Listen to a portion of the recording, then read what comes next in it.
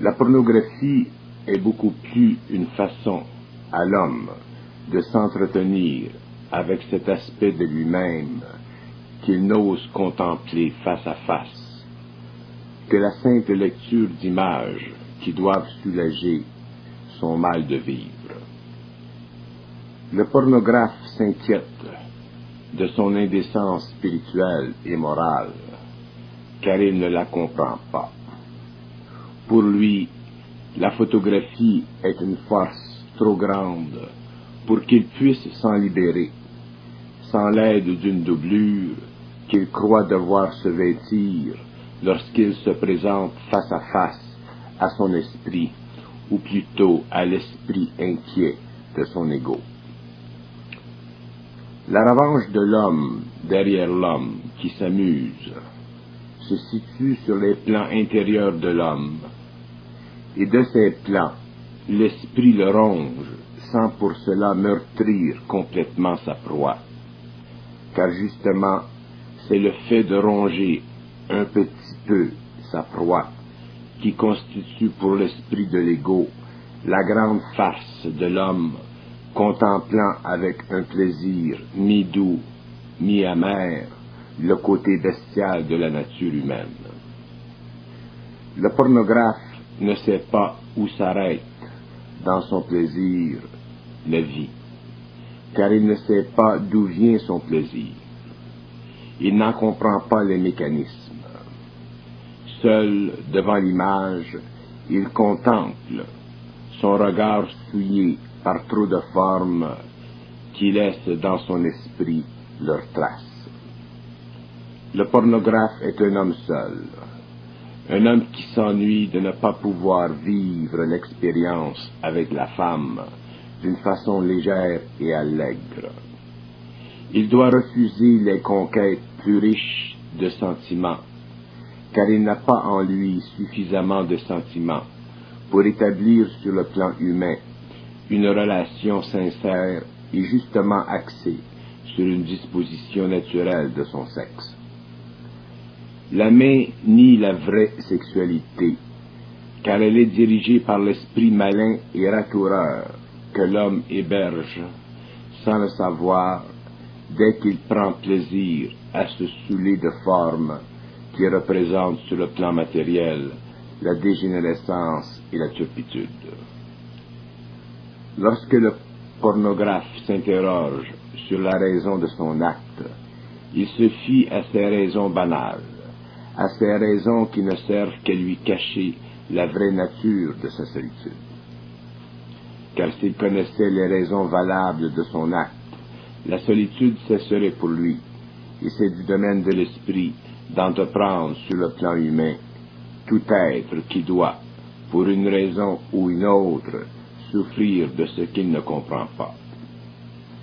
La vie a ses secrets que l'homme ne connaît pas, et si ce dernier en connaissait seulement une faible partie, déjà, il ne serait plus homme, mais surhomme, c'est-à-dire que les nuages et les ombres disparaîtraient de son esprit, et ce dernier s'élèverait jusqu'au plus haut des plans, d'où il pourrait contempler les jeux de l'esprit dans l'homme, et d'où il verrait que la pornographie est simplement une forme puissante pour retarder l'homme dans son évolution émotive vers la maturité de son émotion.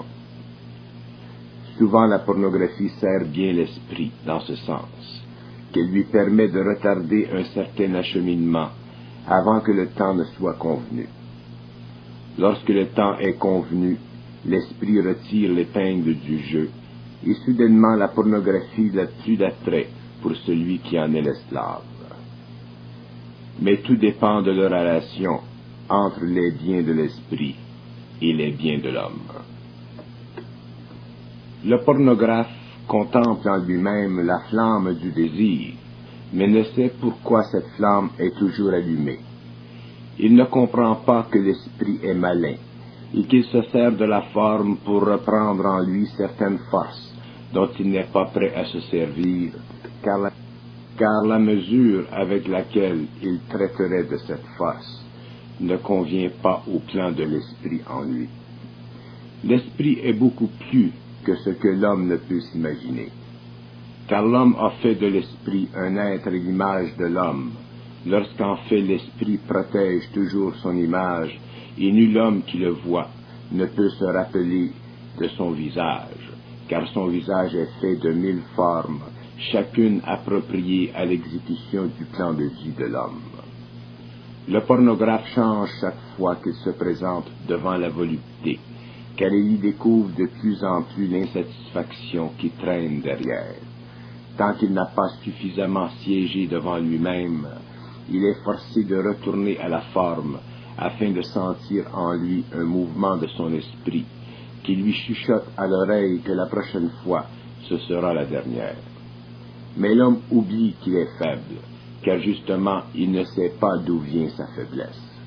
L'impression qu'il a de la forme est toujours en relation avec la chaleur qu'elle peut lui apporter dans sa solitude, mais cette impression n'est pas juste, car de l'autre côté de la chaleur, il doit trouver le froid d'un sentiment dont il ne connaît pas la grandeur cachée.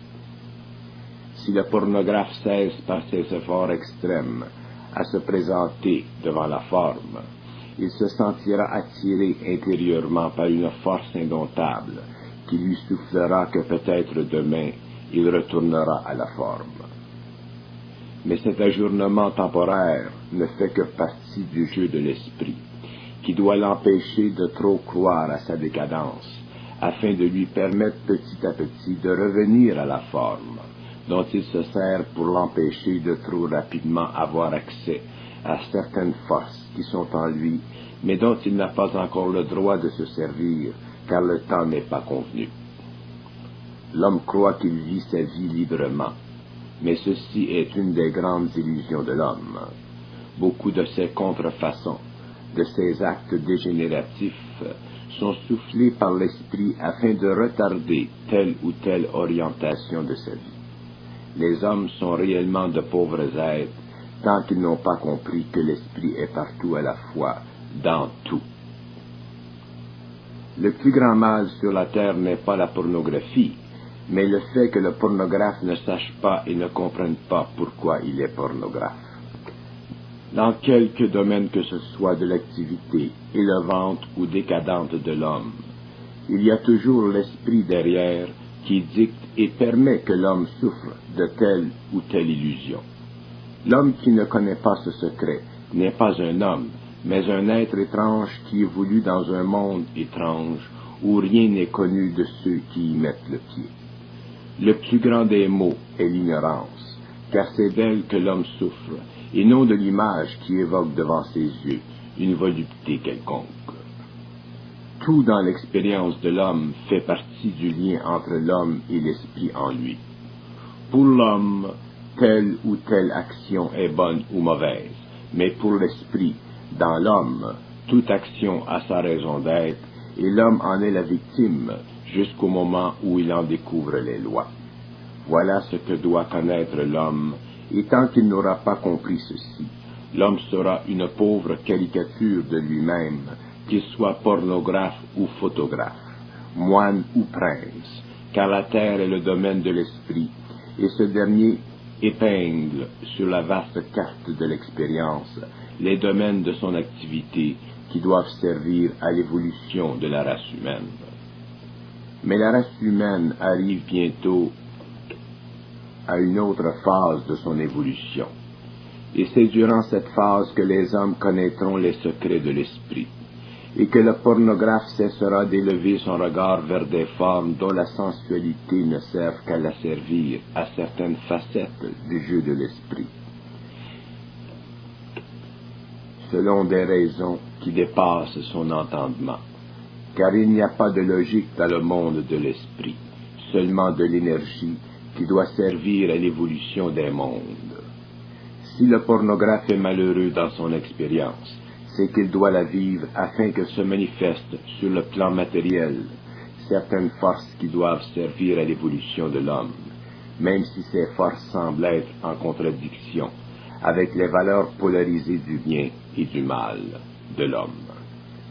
Car l'homme mesure tout en termes de bien et de mal, et ceci parce qu'il ne connaît pas les lois de l'esprit et de l'énergie dont se sert l'esprit dans son travail et dans l'exécution de son travail.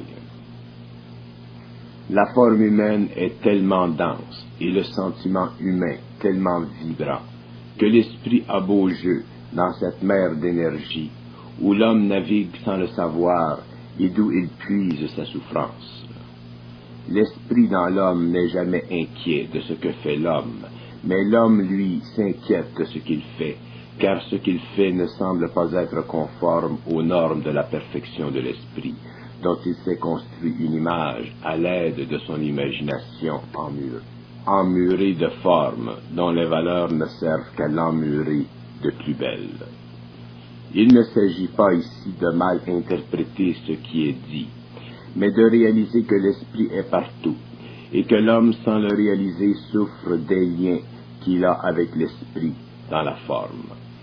L'esprit est énergie, et tout ce qui est énergie est susceptible d'être attribué un rôle moral quelconque, et c'est de ce rôle moral ou amoral dont souffre l'homme, car il ne réalise pas l'infinité de l'esprit à travers la création des mondes, et croit que son action est susceptible d'entraver la valeur morale de son être. Effectivement, un être pornographe ne représente pas sur le plan humain une haute vibration de l'esprit, mais avec le temps, la mémoire de cette expérience servira à l'esprit, dans des activités futures, à remonter l'énergie de cette forme, afin que tout ce qui a servi dans l'expérience humaine puisse servir sur les plans supérieurs de l'évolution. Mais tout doit servir. C'est pourquoi les actions de l'homme doivent être comprises à l'intérieur de sa propre compréhension, car s'il va à l'extérieur de lui-même pour comprendre ce qui se passe à l'intérieur, il n'aura pas de réponse réelle, mais simplement des réponses conditionnées par les lois de l'homme. Et c'est ici que ce sera le rapport étroit entre l'homme et l'esprit en lui, car il ne pourra plus comprendre que l'esprit en lui n'est qu'une énergie qui doit servir tant qu'il n'a pas suffisamment utilisé telle ou telle énergie dans un but qu'il ne comprend pas. L'homme est un âne que l'on charge à plein jusqu'à ce que le dos plie sous le fardeau et qu'il ait suffisamment de volonté pour se débarrasser du poids. Voilà l'histoire de l'homme et la raison pourquoi l'homme n'a jamais rien compris de la vie. Car pour comprendre la vie, il faut avoir souffert de l'esprit qui se cache derrière les facettes nombreuses de la vie, afin de piéger l'homme jusqu'au jour de la grande délivrance. Mais ce jour n'est pas encore avec nous, et nous devons en attendant souffrir de nos habitudes que nous ne comprenons pas et qui nous inquiètent. La pornographie n'est qu'un exemple de l'activité humaine qui sert l'esprit dans l'homme. Les hommes ont l'habitude de voir et de comprendre ce qu'ils font, selon les lois de leur moralité, et ils ne peuvent s'imaginer que la vie et ses activités soient beaucoup plus occultes, dans ce sens que tout ce que fait l'homme appartient à un vaste tableau de l'évolution, dont lui seul, sans aide extérieure de compréhension, ne peut comprendre les aspects subtils.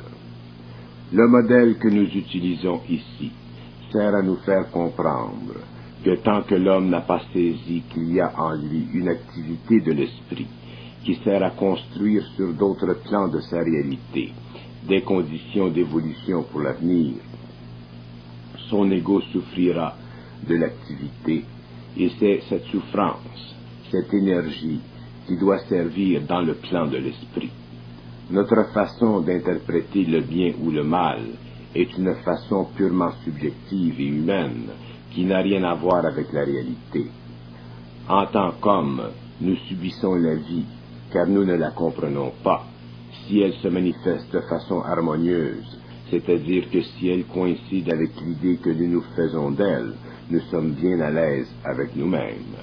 Mais dès qu'elle semble manifester selon un mode plus ou moins reprochable, selon que nous pensons de telle ou de telle façon, nous souffrons dans sa manifestation. C'est ici que nous devons comprendre que l'homme est beaucoup plus que la partie inférieure de lui-même qu'il connaît ou qu'il voudrait connaître. L'homme est multidimensionnel, et sa vie matérielle, quelle que soit sa manifestation, fait partie d'une vaste orchestration d'activités, mise en action par l'esprit dans l'homme, avec lequel il doit se débattre au niveau de son ego. Tant que son ego n'est pas élevé dans la compréhension de l'esprit en lui, il est forcé de souffrir la condition établie par l'esprit. Si l'homme était conscient de l'esprit, il comprendrait pourquoi il agit de telle ou de telle façon, car l'esprit ne peut continuer à agir dans l'homme au-delà de son bon plaisir, si ce dernier est en communion avec lui. Le pornographe souffre, dans son fond intérieur, d'une activité dont il ne sait pas qu'elle est sous le contrôle vibratoire de l'esprit en lui, afin que son ego puise dans l'expérience l'énergie de la souffrance morale qui l'amènera avec le temps à dépasser certaines formes d'activité pour en vivre d'autres, plus élevées dans leur nature. De là l'évolution. Mais l'ego, lui, inconscient de ce mécanisme, se trouve seul avec lui-même, et le problème qu'il contemple, car tout ce qui ne se conforme pas dans sa vie avec le plus grand bien suscite en lui une souffrance, car il se juge, et dès que l'ego se juge, il permet que s'enregistre dans les archives de la vie une vibration de cette activité, et c'est cette vibration qui constitue la programmation de la vie à des fins encore non réalisées ou réalisables à l'échelle de l'expérience humaine. L'homme doit comprendre que tout ce qu'il fait partie d'une activité supérieure à lui-même, même s'il en est l'agent sur le plan matériel. Seulement, lorsque l'homme s'est parfaitement conscientisé, lui est-il possible de mettre fin à cette activité de l'esprit qui le fait souffrir dans son ego, car à partir de ce moment-là, il est dans l'esprit de la vie et non dans l'esprit de l'esprit. La condition des hommes qui ont souffert de leurs activités, jugées immorales, est toujours sous-tendue par le fait qu'ils sont prisonniers de l'esprit dans leur esprit. Or, cette condition est la fondation même de l'inconscience humaine sur la terre et la source de la souffrance de l'homme sur la terre. La pornographie est un bon exemple, car elle présente à l'homme le dilemme de l'homme, dont il est incapable par lui-même de sortir, de se libérer, car il ne connaît pas les lois de l'esprit. Et tant que l'homme ne connaît pas les lois de l'esprit, il est prisonnier de l'esprit dans l'esprit de l'homme. Remarquez que les lois de l'homme ne sont pas les lois de l'esprit, mais représentent l'envers des lois de l'esprit. C'est pourquoi il y a sur la terre de la souffrance à l'intérieur de l'homme, car, par lui-même, il ne peut comprendre les raisons des activités de l'esprit, car il ne comprend pas que toute activité de l'esprit est simplement une manifestation d'énergie sur un plan inférieur dont l'ego se sert pour en créer une forme dont il souffle, car il n'en connaît pas les lois. L'esprit est dans l'énergie de la vie, et l'ego est dans la forme de cette énergie. C'est pourquoi l'ego souffre de ne pas se connaître, car il ne peut se connaître tant qu'il n'a pas réalisé qu'il est dans la forme de l'énergie de la vie, dont se sert l'esprit pour faire avancer sur le plan matériel les forces de vie. Tant que le pornographe souffre de son activité, elle doit durer, car l'esprit se servira de l'énergie de la souffrance pour faire évoluer la vie sur d'autres plans. Mais dès que le pornographe aura compris la leçon, l'activité devra cesser, car l'esprit ne pourra plus se servir de cette énergie, car elle ne lui sera plus utile. Alors le pornographe cessera d'être pornographe, et le calme reviendra dans sa vie. La vie est occulte, c'est-à-dire qu'il faut la comprendre parfaitement afin de la vivre parfaitement. Mais l'ego n'a pas toujours la capacité de la comprendre parfaitement. C'est pourquoi l'évolution est lente. Mais les temps viennent où il sera donné à l'ego toutes les clés nécessaires à la compréhension de la vie, de sorte que celui qui aura la capacité de la comprendre pourra la faire comprendre à d'autres, et c'est ainsi que l'homme de la terre se préparera à vivre une autre vie sur un autre plan de la réalité, car celle-ci sera terminée, c'est-à-dire qu'elle ne servira plus les plans de l'esprit. Comprenant alors les lois de l'esprit, l'homme pourra travailler consciemment avec l'énergie de la vie, ainsi que travaille l'esprit. Mais alors on dira de l'homme qu'il n'est plus esclave de l'esprit, mais qu'il travaille avec lui, car il aura compris enfin que l'esprit est énergie, et que toute forme peut être créée par lui, soit pour le bénéfice de l'homme ou pour sa souffrance. Le pornographe est un homme qui ne comprend pas que son activité suscite en lui des vibrations, et que ces vibrations sont du matériel dont se sert l'esprit pour préparer un plan de vie futur. Ce n'est pas de dire que la qualité de la forme constituera la qualité de la vie future, mais de dire que la nature de la souffrance intérieure constituera une matière pour l'évolution future. C'est avec la souffrance de l'homme que l'esprit construit l'avenir, et non avec la forme dont l'homme est prisonnier, et dont il souffre à cause de la valeur qu'il donne à la forme, soit-elle positive ou négative à ses yeux. La pornographie instruit l'homme de son animalité. Elle remplit la mémoire de l'humanité qui est très vaste et sans fond. Cette activité, enregistrée dans les archives de l'humanité, constitue la preuve absolue dans le cosmos que toute intelligence, qu'elle soit humaine, éthérienne ou autre, doit se suffire à elle-même dans l'expression de son désir biologique tant qu'elle n'a pas atteint le stage de l'homme-esprit. La pornographie représente pour l'homme qui la vit une expression de son désir, tandis qu'elle représente pour l'esprit en lui, qui se sert de cette activité pour marquer la mémoire de l'humanité, un service rendu au monde de l'évolution et de l'énergie. Tant que l'homme souffre de la force de ses désirs, il ne comprend pas que cette force est une plénitude de l'esprit en lui, c'est-à-dire une manifestation de l'esprit pour le bénéfice des forces évolutionnaires qui ont besoin de tout le matériel possible et imaginable pour créer des conditions nouvelles d'énergie dans les univers qui seront demain habités. Mais les hommes sont naïfs dans leur mal et naïfs dans leur bien, et croient encore que le mal et le bien est une expression absolument reliée à leur expression égoïque, lorsqu'en fait la relation entre l'ego et les forces de l'invisible prédispose l'homme à une gamme effroyable d'activités dont la nature, fût-elle haute ou basse, constitue simplement le degré de perfection essentiel à la structuration des possibilités infinies de l'énergie en évolution. Les hommes de la terre n'ont pas encore compris le message de l'esprit en eux. C'est pourquoi ils n'ont pas appris à vivre leur vie selon un barème qui puisse engendrer un plus haut niveau de perfection.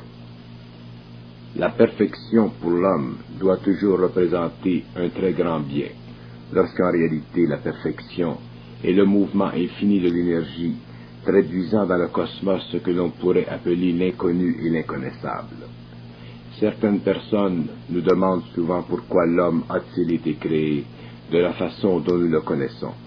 Eh bien, la réponse à cette question relève justement du fait que tout ce qui est créé provient dans l'évolution des lois d'énergie, de ce que j'appelle la manifestation de l'inconnu et de l'inconnaissable. Car c'est de l'inconnu et de l'inconnaissable que surgissent les modèles appropriés de la création, qui doivent à un moment donné de l'évolution permettre l'évolution. Hors de toutes les possibilités inimaginables de l'action créative des plans supérieurs, surgit l'homme et sa forme que nous lui connaissons. Il en est ainsi pour la création de modèles futurs, d'où toutes les possibilités de l'action plus ou moins créative de l'homme sortiront des modèles de création nouvelle. Or, alors que le pornographe, que la femme de rue, que le tueur, que tous ces êtres qui déforment la nature du beau et du grand sur le plan matériel nous font croire à l'action d'un ego mal vécu, sur le plan cosmique, en relation avec les mémoires de l'univers, cette action constitue du matériel énergétique qui servira dans les temps futurs à constituer des nouveaux de la création. C'est pourquoi l'homme, avec sa petite intelligence rationnelle, doit apprendre à vivre sa vie et à ne pas se casser la tête avec la qualité de la forme. Et ce n'est que lorsqu'il aura appris ceci que la forme disparaîtra et que l'activité liée à la forme ne sera plus nécessaire car il aura élevé ses vibrations et que l'esprit ne pourra plus se servir de lui pour la création de certaines énergies. Alors qu'adviendra-t-il de cet homme? Il deviendra lui-même créateur au lieu d'être créature. Tant que l'homme n'est pas conscient des lois de l'esprit en lui, il est créature.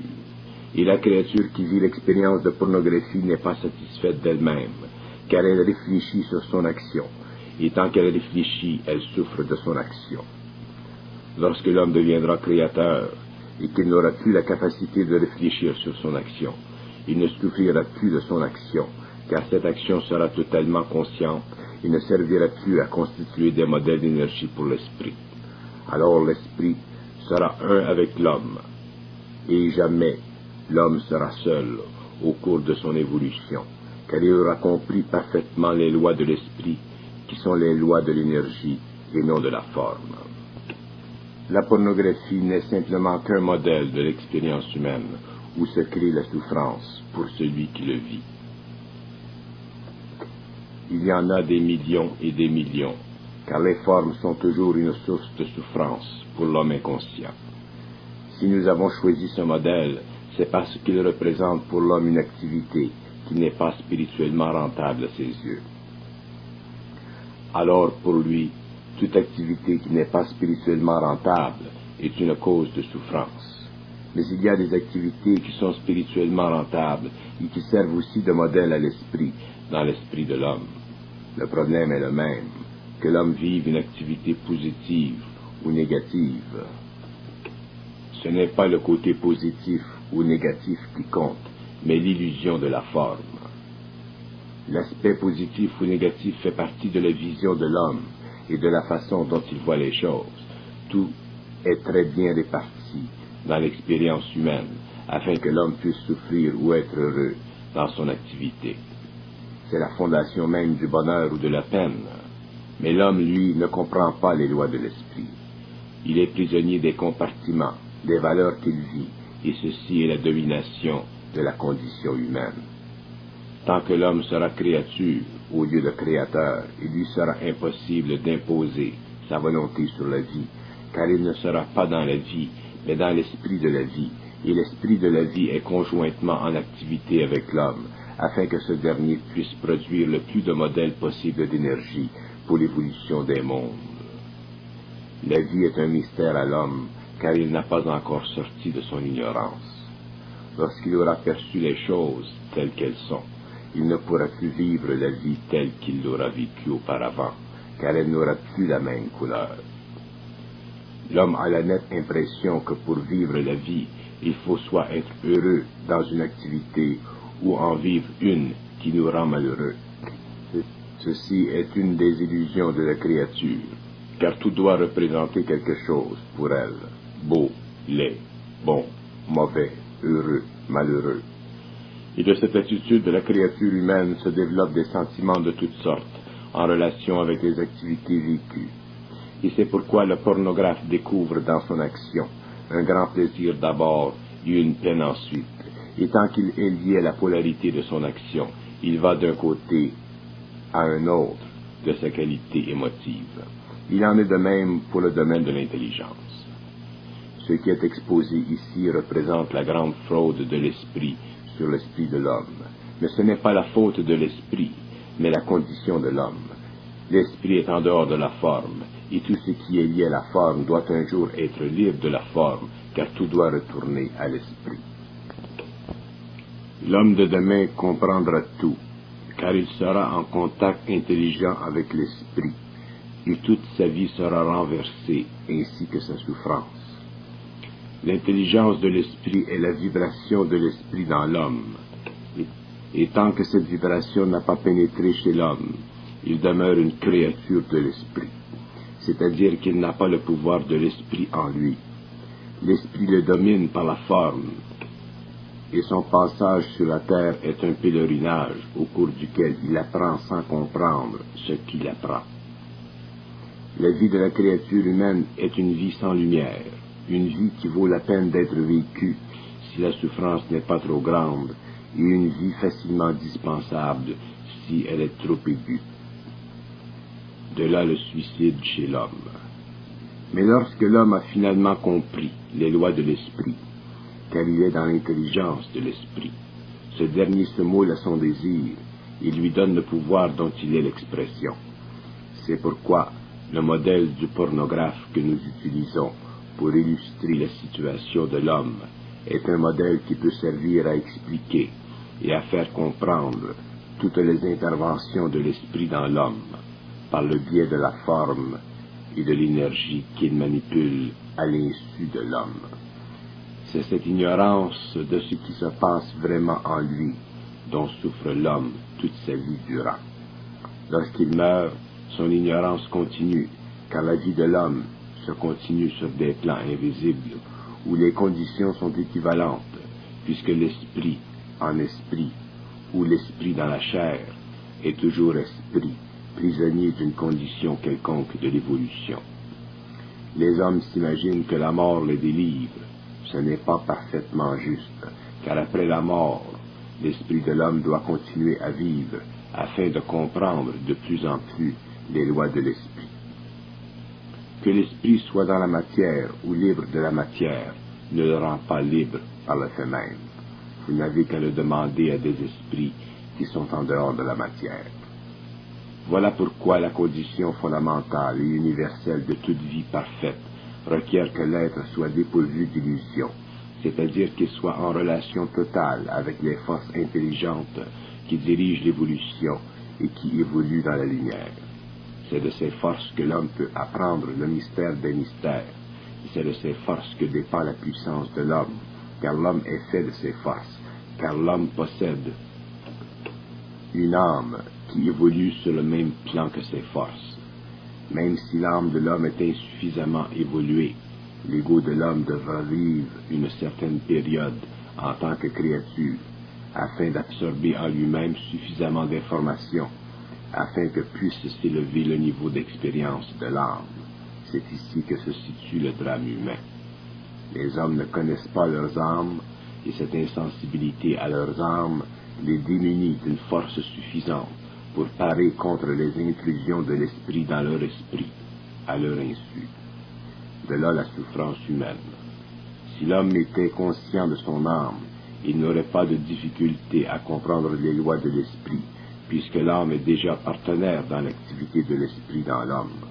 Mais cette ignorance illustre très bien la condition de l'homme, qui doit attendre d'avoir vécu plusieurs expériences de vie avant de pouvoir enfin avoir la capacité de comprendre son rapport étroit avec l'âme dont il est le véhicule d'expression sur le plan matériel. Mais s'il ne parvient pas à découvrir le secret de sa relation avec l'âme, comment voulez-vous qu'il découvre le secret de la vie? C'est pourquoi peu d'êtres sur la terre peuvent se vanter de vivre la vie comme elle doit être vécue, car peu d'êtres la comprennent. Et lorsque l'homme entre en contact avec des êtres venus d'ailleurs, le contraste entre la psychologie de l'homme et de ces êtres est tellement vaste qu'ils sont forcés de se retirer, car ils savent que l'homme n'est pas prêt à connaître les secrets de leur science, qui sont fondés sur une connaissance parfaite, mais à leur échelle, des lois de la vie. Lois qui, en fin de compte, sont des lois d'énergie. Ces êtres doivent retourner pour revenir plus tard, lorsque la Terre sera prête à les recevoir. Or nous voyons bien que la souffrance de notre petit pornographe illustre assez bien la dimension prépersonnelle de toute activité humaine, et qu'il nous reste à nous les hommes à nous sortir de l'émotion rattachée à la forme, afin que nous puissions un jour être totalement indépendants du jus de l'esprit. Alors seulement pourrons-nous travailler avec l'énergie de l'esprit, qui n'aura plus sur nous le droit, mais simplement la bienveillance. Mais la bienveillance de l'esprit pour l'homme est le pouvoir de l'homme sur la matière. Et ce n'est que lorsque l'homme aura totalement détruit les formes qui contiennent l'énergie impure de son ego qu'il pourra se servir de l'énergie pure de son âme. Quelle que soit la disposition de l'homme envers la connaissance de la vie, il ne peut parvenir à la connaître que s'il comprend une fois pour toutes que l'esprit en lui est prêt à pénétrer sous la seule condition qu'il puisse, lui, reconquérir le terrain perdu au cours de son évolution. Car, bien que l'involution ait servi à créer chez l'homme des outils essentiels à sa manifestation en tant qu'être matériel, l'évolution destinait l'homme aussi à l'ignorance des mondes de l'esprit et des lois de ces mondes. Mais pour le bénéfice de l'homme, l'esprit est descendu en lui par le biais de l'intelligence, afin de lui permettre un jour de reconquérir le territoire perdu. Bien qu'il en ait le désir, car la sécurité de son ego est directement liée à la forme, et c'est ici que doit se faire la séparation entre l'homme nouveau et l'homme ancien, entre le créateur et la créature. Les conditions d'évolution sur la Terre ne sont pas absolues, mais elles sont conditionnelles à la réceptivité de l'homme pour des connaissances qui peuvent lui ouvrir les yeux sur la nature des choses cachées. S'il lui est impossible d'absorber une trop grande lumière, son évolution se continuera, comme il en fut le cas par le passé, c'est-à-dire à l'intérieur de la prison des formes, que ce soit sur le plan matériel ou sur les plans invisibles des désincarnés. Mais ce n'est pas la solution à l'évolution de l'homme, car il doit revenir à la lumière et se départir une fois pour toutes du monde des désincarnés, qui n'ont pas le pouvoir de la connaissance, car la forme est pour eux trop dense et le temps trop grande une prison. Mais ils ont l'avantage de ne pas souffrir dans la chair, bien qu'ils puissent souffrir dans la chair de l'esprit, c'est-à-dire dans le temps, car le temps est la chair de l'esprit, comme la matière est la prison de l'homme. Cet enregistrement a une fonction très précise, celle de vous amener graduellement à reconnaître des aspects, des nuances de votre propre esprit. Il a été fait afin que vous puissiez parvenir graduellement à sentir en vous les fluides de la forme qui vous permettront avec le temps de sentir la connaissance, de sentir la lumière derrière la forme de la connaissance, pour que vous puissiez accéder à votre propre énergie supramentale. Je me suis servi d'un modèle afin que certaines forces en vous puissent seconder l'intérêt que vous avez pour l'évolution de votre propre être. Les lois de l'esprit sont très occultes. Les lois de l'esprit ne sont pas dominées par l'intelligence de l'homme ou les contentions de l'homme. L'homme doit, par lui-même, évoluer à un niveau vibratoire selon lequel il pourra comprendre des nuances, car c'est dans les nuances de l'esprit que l'homme ira chercher le matériel nécessaire à la compréhension des mystères de l'esprit. Les choses de l'esprit sont vides de sens pour l'intellect, mais sont pleins de sens pour l'esprit.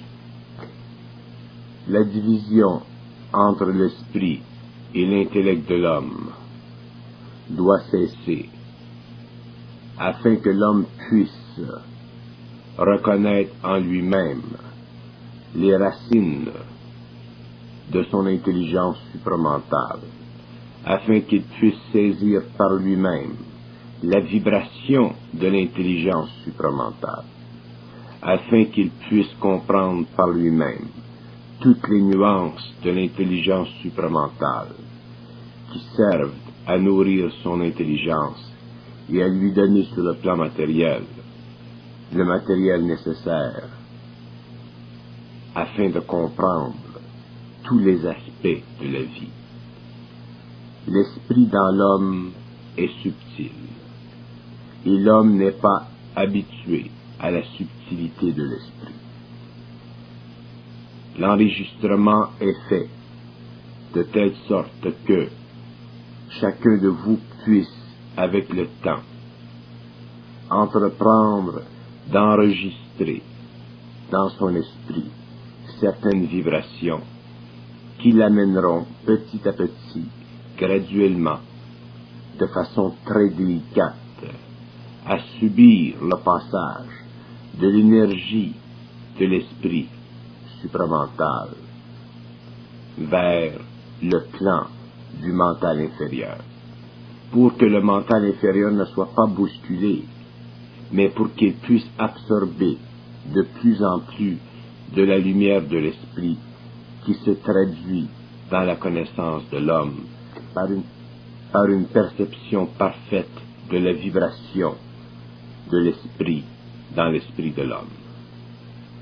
Lorsque vous aurez saisi cette vibration, il vous sera à partir de ce moment facile de retracer le chemin de votre esprit vers l'esprit universel. Il vous sera facile de vous servir de l'énergie vibratoire de l'intelligence universelle et d'arroser votre esprit afin que celui-ci puisse comprendre, connaître, savoir intelligemment tout ce qu'il doit comprendre et savoir. La disposition de l'esprit universel dans l'homme n'est jamais sujette à l'esprit de l'homme. Et c'est ce point que l'homme doit comprendre s'il doit un jour être libre de la pensée humaine qui déforme la réalité sans que l'homme ne s'en rende compte. Il ne s'agit pas pour vous de chercher trop loin. Il s'agit pour vous de sentir très près la vibration qui provient du supramental, mais qui souvent passe au-dessus ou au-delà de votre esprit, parce que il vous manque encore la capacité d'être attentif à cet esprit. Lorsque vous aurez l'attention suffisamment développée, il vous sera facile alors d'atteindre les différents niveaux de la connaissance et d'interpréter parfaitement la vibration de la connaissance pour que l'énergie qui passera alors du supramental vers le mental serve à permettre une évolution plus rapide pour le genre humain.